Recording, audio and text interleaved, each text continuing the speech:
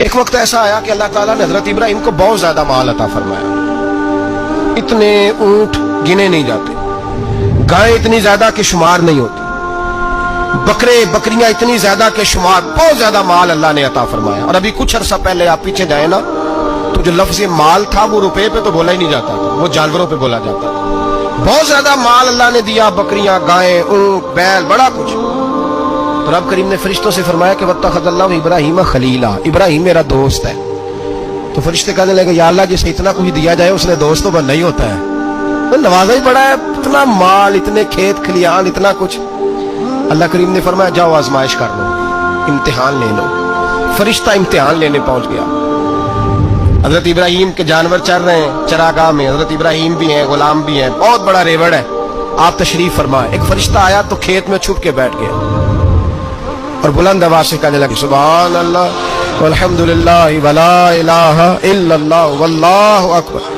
اب وہ حضرت سیدنا ابراہیم علیہ السلام کھڑے تھے تو وہ کھیت میں بیٹھ کے تسبیح پڑھنے لگا سبحان اللہ والحمدللہ ولا الہ الا اللہ. حضرت ابراہیم کہنے لگے یہ میرے رب کا نام کون لے رہا ہے, بڑی اس کی میٹھی آواز ہے, بڑی کون ہے. ڈھونڈنے لگے, گھومتے گھومتے اس کے پاس چلے گئے. فرشتہ انسانی شکل میں, تو میرے رب کا ذکر کر رہا تھا؟ اس نے کہا میں ہی کر رہا تھا. فرمانے لگے یار ایک دفعہ پھر نہیں کرتا. تو کہنے لگا ابراہیم پہلے تو میں اپنی مرضی سے کر رہا تھا, تو کہتا ہے تو پیسے لگیں گے, پیسے ہیں تو کر دیتا ہوں. حضرت ابراہیم کہنے لگے بول تو کیا لے گا, میرے اللہ کا ذکر سنانے کا کیا لے گا؟ کہنے لگا جتنی بکریاں آپ چرا رہے ہیں ساری دے دے تو میں اللہ کا ذکر سنا دیتا ہوں. آپ نے فرمایا بس جا تیری ساری ہوئی, میرے رب کا ذکر سنا.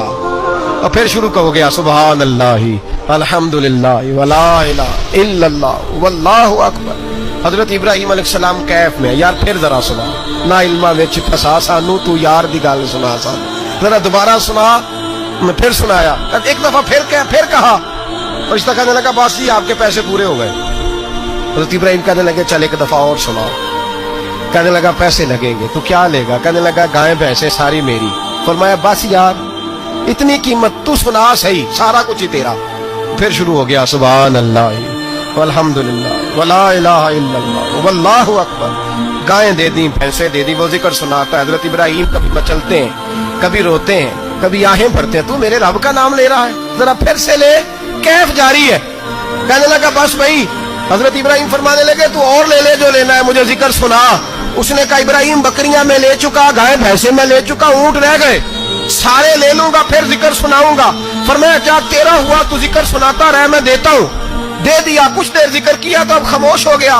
حضرت ابراہیم خلیل اللہ علیہ السلام فرمانے لگے ذکر سنا. کہنے لگا ابراہیم اب تیرے پاس دینے کو کیا ہے, ہر چیز تو میں لے چکا. آپ فرمانے لگے یہ گائے بھینسیں بکریاں چرانے کے لیے تجھے کوئی نوکر ملازم بھی تو چاہیے نا, تو اس طرح کر مجھے رکھ لے, میں روٹی نہیں مانگوں گا, کھانا نہیں مانگوں گا, تو اللہ کا ذکر سناتا رہنا, میں تیرے جانوروں کی نوکری کرتا رہوں گا. حضرت ابراہیم علیہ السلام نے جب یہ کہا نا, فرشتے کی آنکھوں میں آنسو آ گئے. نبی پاک صلی اللہ علیہ وسلم نے نا 4 رکعتوں والی نماز پڑھائی تو 2 رکعتوں پہ سلام پھیر دیا. صحابہ خاموش ہو سارے, چپ, ہم نہیں بولتے. ایک صحابی تھے, ان کا نام تھا حضرت ذوالجدین رضی اللہ عنہ. ان کے ہاتھ ذرا لمبے تھے. تو ایک دن حضور نے فرمایا یا ذوالجدین, اور لمبے ہاتھوں والے. کوئی پوچھتا آپ کا نام کیا ہے, تو کہتے نام وہی ہے جو نبی پاک نے رکھ دیا. 2 ہاتھوں والے نام پڑ گیا. باقی سارے لوگ خاموش بیٹھے ہیں, کوئی نہیں بولا. یہ ذرا سادے آدمی تھے, بولے, لیکن بڑے ادب اداب کا خیال رکھ کے بولے. اٹھے, بات ساری اللہ کریم پہ ڈال دی. کہنے لگے یا رسول اللہ, اللہ نے نماز چھوٹی کر دی ہے یا اللہ نے آپ کو بلا دیا ہے؟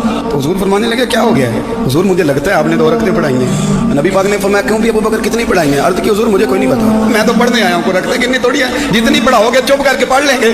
ایک بابا جی بولے, کہنے لگے نماز پڑھا کے میں تیم ول ویکھ, مینوں کعبہ بھول گیا آئی, بھول گئیاں نہیں سب صوم صلاتاں, ایک کو یار دا فکر پہ آئی. حضور نے فرمایا عمر تو بتا کتنی پڑھی؟ عرض کی حضور مجھے نہیں پتا. نا نا نا, ہمارا مزاج ہی نہیں, اتنی توجہ کون رکھے. اقبال بھی بول پڑے, کہنے لگے اذان تو وضل سے تیرے عشق کا ترانہ بنی, اور نماز تو اس کے نظارے کا ایک بہانہ بنی. عثمان تم, عرض کی حضور مجھے کیا پتا.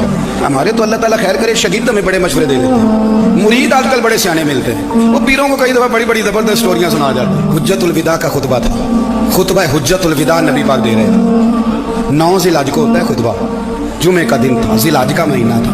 कुर्बान जाऊं सहाबा की गुलामी में। हुजूर ने पूछा तारीख क्या है, अर्ज की हुजूर नहीं पता। फरमाया दिन क्या है, हुजूर नहीं पता। फरमाया जगह कौन सी, अर्ज की हुजूर नहीं पता। इमाम जुल्कानी कहते हैं किसी ने पूछा हजरत अनस बिन मालिक को तुम्हें नहीं पता था? फरमाया पता था। कहा बताया क्यों नहीं? फरमाया हमें क्या जरूरत है बताने की, महीना जिलहज का था।